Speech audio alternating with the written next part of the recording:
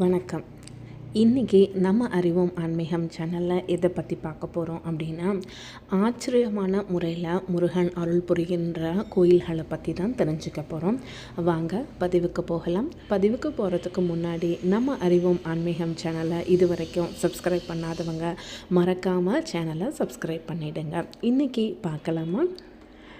நமக்கு தெரிஞ்ச முருகப்பெருமான் கையில் வேலு, அருகில் வள்ளி தெய்வானை, மயில் வாகனம் அப்படின்ற திருக்கோலம் மட்டும்தான் நம்ம மனங்களில் தோன்றக்கூடிய முருகனோட திருஅருள். ஆனால் தமிழ்நாட்டில் உள்ள பல முருகன் கோயில்களில் நாம் கற்பனை செஞ்சு பார்க்க முடியாத ஒரு வித்தியாசமான அருட்கோலத்தில் கந்த கடவுள் காட்சி தருகிறார். ஒவ்வொரு தலமும் ஒரு தனித்துவம் வாய்ந்ததாக சொல்லப்படுது. அந்த கோயில் எங்கெங்கே இருக்குது அப்படின்றத பற்றி தெரிஞ்சுக்கலாமா?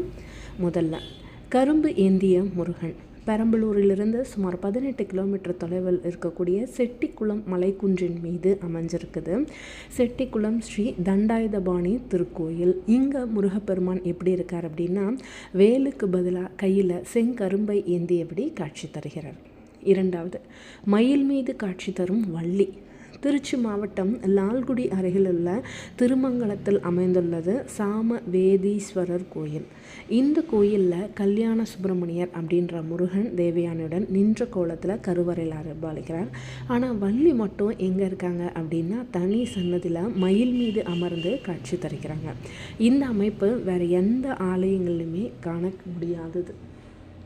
அடுத்தது, 11 தலையுடன் முருகன் ராமநாதபுரம் அருகே உள்ள குண்டுக்கரை அப்படின்ற சுவாமிநாத சுவாமி கோயிலில் இருக்கார். இங்கே முருகர் 11 தலைகளும் 22 கரங்களும் உடைய விசித்திர திருக்கோலத்தில் காட்சி தருகிறார். அடுத்தது, வாழைமரம் முருகன். விருதுநகர் மாவட்டம் சிவகாசிக்கு அருகில் உள்ள துலுக்கன்குறிச்சி அமைந்திருக்குது. இங்கே வாழைமர பாலசுப்பிரமணியர் கோயில் இருக்குது.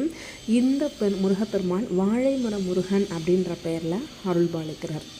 அடுத்தது, சப்த கண்ணீர்களுடன் இருக்கும் முருகன்.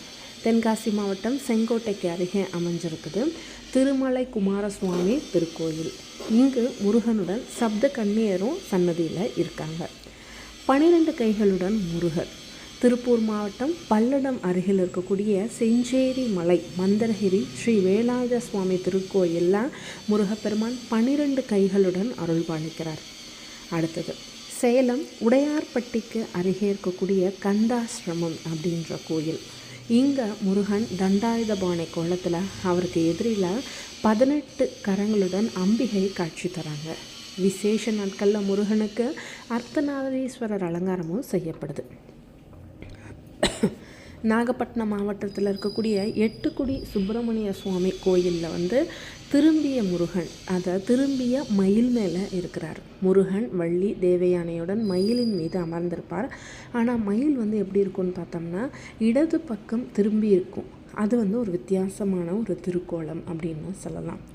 ஒரே தளத்தில் 3 கோலங்கள், அதாவது சேலம் அருகே காட்டுக்கோட்டை பகுதியில் அமைந்திருக்கக்கூடிய வட சென்னிமலை அப்படின்ற பாலசுப்பிரமணியர் கோயிலில் முருகர் குழந்தை வடிவில் தண்டாயுதபாணியா துறவர கோலத்தில், வள்ளி தெய்வானையுடன் குடும்ப கோலத்தில் என 3 நிலைகளிலுமே காட்சி தரார். என்ன தெரிஞ்சுக்கிட்டிங்களா? முருகர் ஆச்சரியமான முறையில் இருக்கக்கூடிய முருகர் திருக்கோயில்களில் தான் இன்றைக்கி நம்ம பார்த்தோம். இந்த கோயிலுக்கு நீங்கள் போயிட்டு வாங்க. முருகனோட அருள் உங்களுக்கு பூரணமாக கிடைக்கும். மறக்காமல் நம்ம அறிவோம் ஆன்மீகம் சேனலை லைக் பண்ணுங்கள், கமெண்ட் பண்ணுங்கள், ஷேர் பண்ணுங்கள். மறக்காமல் சப்ஸ்கிரைபும் பண்ணிவிடுங்க.